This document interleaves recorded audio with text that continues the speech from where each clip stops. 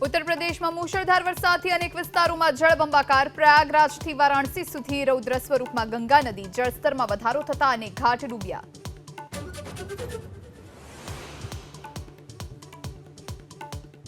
રાજ્યમાં 5 દિવસ ભારે વરસાદની સંભાવના નહિવત। અત્યાર સુધીમાં સિઝનમાં સામાન્ય કરતા વરસ્યો 15% વધુ વરસાદ। 5 દિવસ માછીમારોને દરિયો ન ખેડવાની સૂચના।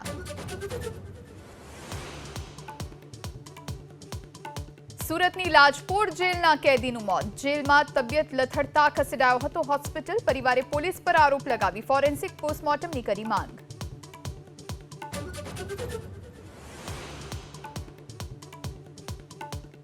અલંગ શિપ બ્રેકિંગ યાર્ડનો મુદ્દો ગુંજ્યો રાજ્યસભામાં। ભાજપની નીતિના કારણે અલંગની હાલત ખરાબ થયાનો સાંસદ શક્તિસિંહ ગોહિલનો આરોપ।